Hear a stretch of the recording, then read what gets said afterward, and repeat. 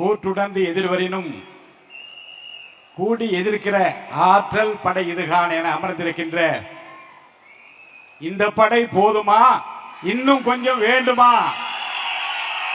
இந்த படை போதுமா, இன்னும் கொஞ்சம் வேண்டுமா என்று சென்னை மாநகரத்திலே இருக்கிற அனைத்து கட்சிகளுக்கும் சவால் விடுக்கின்ற விதத்திலே அமர்ந்திருக்கின்ற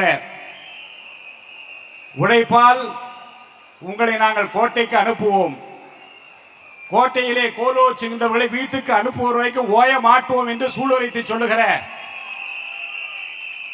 என் அருமை மாவட்ட கழக செயலாளர்கள் ரொம்ப அருமையாக பேசினார்கள். மேடையில் அமர்ந்திருக்கின்ற பொதுச் செயலாளர் உட்பட அனைத்து முன்னணி தலைவர்களுக்கும் என் நெஞ்சார்ந்த வணக்கத்தை நான் தெரிவிக்கிற போது பீரிட்டு கிளம்புகிற உள்ள உணர்வுகள் எல்லாம் ஒரு மன்றத்திலே மறவர்களாக ரசிகர்களாக இருந்து ஒரு தலைவரை பின்பற்றி 20-25 ஆண்டுகளுக்கு மேலாக அவர் அடியை தவிர வேறு அடியை பார்க்காமல், அவர் உருவத்தை தவிர வேறு உருவத்தை பார்க்காமல், எந்த கைமாறும் கருதாமல் ரசிகர்களாக இருந்து மக்கள் இயக்கம் என்று ஆரம்பிக்க போது ஒரு தொண்டனாக மாறி தூய உள்ளத்தோடு மக்கள் பணியாற்றி இன்றைக்கு ஒரு இயக்கம் வரும் என்று தெரியாது, அந்த இயக்கம் மலரும் என்று தெரியாது, அந்த இயக்கம் வளரும் என்று தெரியாது, அந்த இயக்கத்தை வழிநடத்துகிற ஒரு தானை தளபதி அவர்கள் ஒரு முதலமைச்சராக வருவார் என்று தெரியாத நேரத்திலும் எந்த கைமாறும் கருதாமல் உழைத்திருக்கிற சென்னை மாநகர தொண்டர்களை நான் இங்கே மனதார போராட்டுகிறேன்.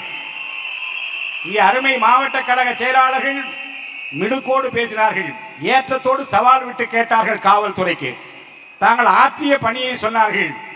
ஏமாந்து போனவர்கள் நினைக்காதே, ஏளனம் செய்யாதே, ஏகடியம் பேசாதே, நாங்கள் கோட்டைக்கு போகிற நாள் நெருங்கிவிட்டது என்று ஒவ்வொருவரும் தங்கள் கருத்துக்களை எல்லாம் அழகாக எடுத்து வைத்துக் கொண்டிருக்கிறார்கள். மாவட்ட கழக செயலாளர்கள் தான் ஒரு கட்சிக்கு தூண், மாவட்ட கழக செயலாளர் தான் இந்த இயக்கத்திற்கு பெருமை.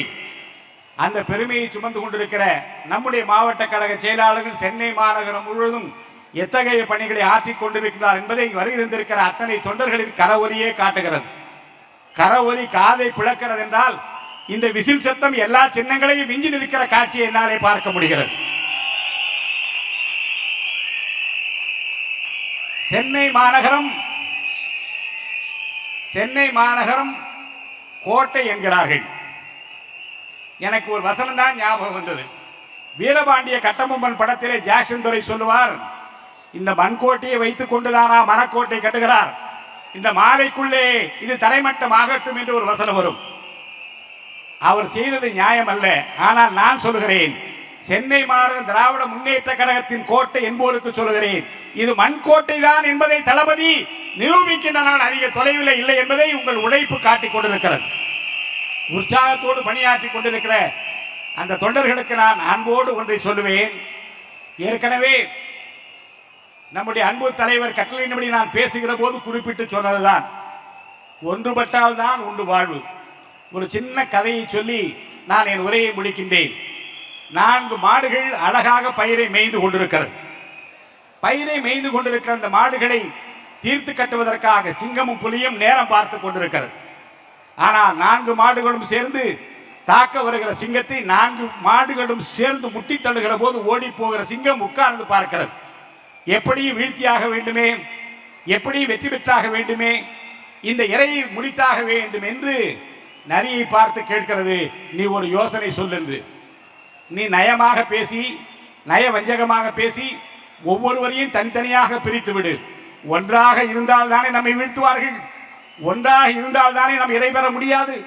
இவர்களை தனித்தனியாக பிரித்து விட்டோம் என்றால் நீ செய்ய முடியும் நரியே என்று அவர்கள் யோசனை, நரி சொன்ன யோசனையை கேட்டுக்கொண்டு 4வரையும் பிரித்து பார்க்கிற அந்த முயற்சியிலே வெற்றி பெறுகின்றார்கள். என்ன நடந்திருக்கும்? ஒன்றாக இருக்கிற போது வீழ்ந்துவிட்ட சிங்கமும் புலியும் சிறுத்தை புலியும் தனித்தனியாக பிளவுபடுகிற போது அங்கே வீழ்ந்து போகிற ஒரு காட்சி. ஒரு தந்தை அழைக்கிறார், தன்னுடைய மகன் கையிலே 3 பேர் கையிலும் குச்சியை கொடுக்கிறார், கட்டி முடிக்கப்பட்டிருக்கிற குச்சியை கொடுக்கிறார். இதெல்லாம் சின்ன வயதிலே படித்தது, பள்ளிக்கூடத்திலே பயின்ற பாடம். அந்த கட்டையை எடுத்து கட்டி வைத்திருக்கிற கட்டையை உடைத்து பாருங்கள் என்று ஒரு மகனிடம் கொடுக்கிறார். அவன் உடைக்க பார்க்கிறான், முடியவில்லை. இன்னொரு மகனிடம் கொடுக்கிறார், நீ உடை என்கிறார், உடைக்க முடியவில்லை. இன்னொரு மகனிடம் கொடுக்கிறார், அவனும் முயன்று பார்த்து முடியவில்லை என்று சொல்கிறார். தந்தை சொல்லுகிறார், தனித்தனியாக ஒவ்வொரு கட்டையாக எடுத்து முறித்து பாருங்கள் என்று சொல்கிறார். ஒரு கட்டையை மகன் எடுக்கிறான், ஒரே அடியிலே உடைத்து விடுகிறான். இன்னொரு மகன் எடுக்கிறான், இன்னொரு கட்டையை ஒரே அடியிலே முறித்து விடுகிறான். தந்தை சொன்னார், நீங்கள் 3 பேரும் கூடியிருக்கிற போதுதான் கோடி நன்மை விளையும். உங்களை பிளவுபடுத்துகிற சக்திகள் வருகிற போது உங்கள் ஒற்றுமை குறைவு ஏற்படுத்தும் என்றால் நிச்சயமாக வீழ்ந்து படுவீர்கள். அந்த ஒற்றுமைக்காகத்தான் இந்த கதையை சொன்னேன் என்று சொன்னார். இதை நான் சொல்லுவதற்கு காரணம், சென்னை மாநகரத்திலே நம்மை பிளவுபடுத்துவதற்காக, நம்மை வீழ்த்துவதற்காக பல்வேறு வியூகங்கள் எல்லாம் வகுக்கப்படலாம். இங்கே சவால் விட்டு ஒரு நண்பர் சொன்னாரே, காவல்துறை வைத்து மிரட்டலாம். ஒரு உண்மை சம்பவத்தை சொல்கிறேன். 72ஆம் ஆண்டு லயோலா கல்லூரியில் ஏழை மாணவருக்கு மதிய உணவு திட்டம் என்று ஆரம்பிப்பதற்காக நான் இயக்கத்திலே சேர்ந்திருந்த அந்த காலத்தில் புரட்சித் தலைவர் எம்ஜிஆர் அவர்களை அழைத்து வருவதற்காக திட்டமிட்டேன். அப்போதும் இந்த காவல்துறை வந்தது. என்னை பார்த்தார்கள். புரட்சித் தலைவர் எம்ஜிஆரை அழைக்கக்கூடாது என்று சொன்னார்கள். நிகழ்ச்சி நடத்தக்கூடாது என்று முதல்வர் விரும்புகிறார் என்று சொன்னார்கள்.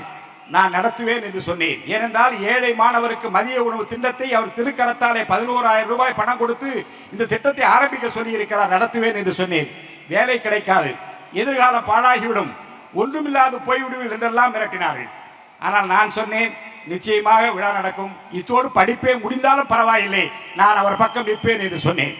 என் தாய் தந்தையரை பார்த்தார்கள். அவர்களை பார்த்து மிரட்டினார்கள். உங்கள் மகன் எதிர்காலம் பாதிக்கப்படும், குடும்பமே பாழாக போய்விடும், அடுத்தடுத்து குழந்தைகள் இருக்கிறது, யோசித்து பாருங்கள் என்று மிரட்டினார்கள். என் தாய் தகப்பன் சொன்னார்கள், என் மகன் திருடன் என்றால் திருத்திக் கொள்ள சொல்கிறேன், என் மகன் கொலைகாரன் என்றால் அவனை நீங்கள் நிச்சயமாக தண்டனை கொடுக்கலாம், எந்த தவறும் செய்யாமல் ஒரு தலைவர் பின்னாலே போகிறான் என்பதற்காக மிரட்டுவீர்களே, ஆனால் என் மகன் செய்வது நியாயம் என்று அவன் பக்கம் நிற்போம் என்று என் தாயும் தகப்பனும் சொன்னார்கள். இதை நான் சொன்னதற்கு காரணம் என்ன என்றால், பின்னாலே ஒரு அதிகாரி வந்தார். என்னை தனியே அழைத்து கொண்டு போனார். லயோலா கல்லூரி வளாகத்திலே இருக்கிற தனி அறைக்கு அழைத்து சென்று உட்கார வைத்து அரை மணி நேரம் என்னை மிரட்டினார். என்ன சொன்னார் என்றால், ஏம்பா நீங்கள்லாம் படித்தவங்க, நீங்கள்லாம் விவரம் தெரிந்தவர்கள், எதற்காக இந்த நடிகர் பின்னாலே போகிறீர்கள் என்று என்னை கேட்டார். என்ன கொள்கை தெரியும், என்ன கோட்பாடு தெரியும் என்று கேட்டார். நான் அமைதியாக கேட்டுக்கொண்டு விட்டு ஒரே ஒரு பதிலை சொன்னேன். பொது வாழ்க்கைக்கு வருகின்றவர்கள் நல்லவர்களாக இருக்க வேண்டும். நான் ஒருவரை நல்லவராக பார்க்கிறேன், அது புரட்சித் தலைவர் எம்ஜிஆர். இன்னொருவரை கெட்டவராக பார்க்கிறேன், எனவே நல்லவர் பின்னாலே நிற்கிறேன் என்று நான் சொன்னேன். இன்றைக்கு நான் பார்க்கிறேன், 72க்கு பிறகு இந்த தமிழ்நாடு இன்றைக்கு கண்டுபிடித்திருக்கிற ஒரு மாபெரும் தலைமைதான், அண்ணன் நல்லவர் தான், வல்லவர் தான் தளபதி விஜய் என்பதை இந்த நாடு ஏற்றுக்கொண்டிருக்கிறது. என் அருமை சென்னை மாநகரத்து செயல் வீரர்களே, என் அன்பு சகோதரர்களே, சகோதரிகளே, மீண்டும் சொல்லுகிறேன், வீழ்த்த முடியாத கோட்டை அல்ல இந்த சென்னை மாநகரம். வியப்பாலை விழிகளை உயர்த்துகிற அளவிற்கு ஒரு மாபெரும் மக்கள் சக்தி உங்கள் பக்கம் இருக்கிறது. நீங்கள் முயன்றால் முடியாது ஒன்றுமே கிடையாது. சென்னை வீழ்ந்தால் தமிழ்நாடு வீழ்ந்தது. சென்னை வீழ்ந்தால் தமிழ்நாடு முழுவதும் ஆர்ப்பரித்து எழுகிற நம்ம தொண்டர்கள் ஊக்கம் பெறுவார்கள், ஆக்கம் பெறுவார்கள். இந்த செயல் வீரர் கூட்டம் தான் தமிழ்நாட்டுக்கு முதல் கூட்டம். ஆனால் இந்த முழுகி கொண்டிருக்கிற மாவட்ட செயலாளருடைய அந்த பேச்சுக்களை எல்லாம் கேட்டால் எவ்வளவு தியாகம், எவ்வளவு கஷ்டம், எவ்வளவு பொருளாதார நெருக்கடி, எதையும் சொல்லாமல் கையிலே காசு இல்லாவிட்டாலும் கூட மாசு மறுவற்ற இதயத்தோடு என் தலைவனுக்காக, தளபதிக்காக நான் எதையும் செய்வேன் என்கின்ற அந்த ஊக்கத்தோடு வந்திருக்கிற உங்களை எல்லாம் நான் மனதார பாராட்டுகிறேன். என்ன கைமாறு செய்ய போகிறோம், என்ன கைமாறு செய்ய போகிறோம்? நீங்கள் உழைப்பால் அவரை உயர்த்தி கொண்டிருக்கிறீர்கள்.